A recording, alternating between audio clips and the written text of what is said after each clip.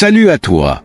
Tu aimes les histoires captivantes, émouvantes ou même surprenantes? Alors, tu es au bon endroit. Sur cette chaîne, je partage des récits inspirants qui vont te faire voyager dans des mondes où tout devient possible. Des histoires qui te donnent des frissons, qui te font sourire ou même réfléchir. Si toi aussi tu veux t'évader, découvrir des histoires fascinantes et partager cette aventure avec moi, abonne-toi dès maintenant. N'oublie pas d'activer la cloche pour ne rater aucune de mes prochaines vidéos.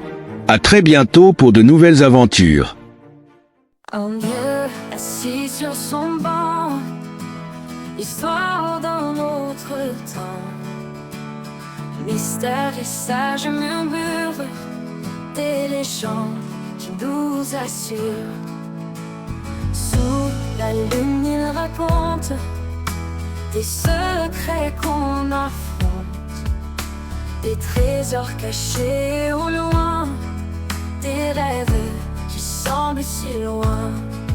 Oh, écoute ces mots, des histoires sans repos, inspirant ton cœur avec une douce lueur.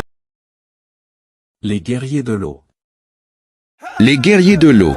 Dans une région aride de l'Afrique du Sud, entre montagnes rocheuses et terres desséchées, se trouvait le village de Nlovu, autrefois prospère grâce à sa rivière abondante. Mais depuis plusieurs années, la sécheresse avait frappé durement, et l'eau, source de vie, était devenue rare et précieuse. Les villageois souffraient, les cultures se fanaient, et les animaux mouraient de soif.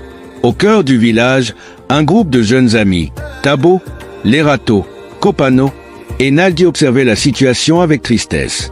Ils avaient grandi en jouant au bord de la rivière, mais elle était maintenant à sec. Un jour, lors d'une réunion du village, les anciens racontèrent une légende oubliée, celle des guerriers de l'eau, des héros anciens qui avaient autrefois sauvé leur terre de la sécheresse en trouvant et en protégeant des sources cachées, gardées par des forces naturelles. Inspirés par cette légende, Tabo et ses amis décidèrent de devenir les nouveaux guerriers de l'eau. Ils étaient jeunes, mais ils croyaient que l'avenir du village reposait entre leurs mains. Leur quête commença par une exploration des montagnes environnantes, à la recherche des anciennes sources et des secrets cachés par la nature. Ils rencontrèrent Mkulusi Beko, un ancien sage qui vivait en marge du village et connaissait bien la région. Il leur révéla que la légende des guerriers de l'eau était bien réelle, et que les sources étaient protégées par des esprits naturels. Pour les atteindre, ils devaient non seulement surmonter des épreuves physiques, mais aussi prouver leur respect et leur compréhension de l'eau, symbole sacré de la vie. Les jeunes amis se mirent en route, affrontant des terrains difficiles, des tempêtes de sable et des ravins dangereux. Au cours de leur périple, ils apprirent à travailler ensemble, utilisant leurs compétences individuelles pour surmonter les obstacles. Tabo, le plus audacieux, montra son courage en escaladant des falaises pour trouver des passages cachés. Naldi, la plus réfléchie, utilisa son intuition pour interpréter des signes laissés par la nature, les guidant vers des sources d'eau cachées. Après plusieurs jours d'aventure, ils atteignirent enfin une ancienne grotte où la légende disait que l'esprit de l'eau se reposait. À l'intérieur, ils trouvèrent une petite source cachée, entourée de symboles gravés sur les murs, racontant l'histoire des premiers guerriers de l'eau.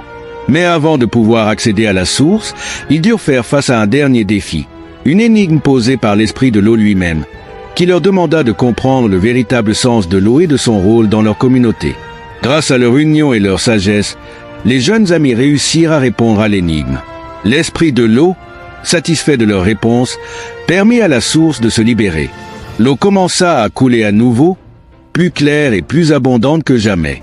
Les guerriers de l'eau retournèrent triomphalement à Nlovu, où ils furent accueillis avec joie et gratitude. Grâce à leur courage et à leur détermination, le village retrouvait enfin sa source d'eau et les terres redevinrent fertiles. Mais au-delà de la simple quête de l'eau, les jeunes avaient appris une leçon essentielle. L'eau, tout comme la vie, devait être respectée, protégée et partagée avec sagesse. Ils avaient prouvé que la véritable force ne résidait pas seulement dans les muscles, mais aussi dans l'esprit et le cœur. Les villageois de Nlovu honorèrent Tabo, Lerato, Kopano et Naldi comme les nouveaux guerriers de l'eau, et leur histoire devint une nouvelle légende transmise aux générations futures, rappelant à tous l'importance de préserver la nature et de travailler ensemble pour le bien commun.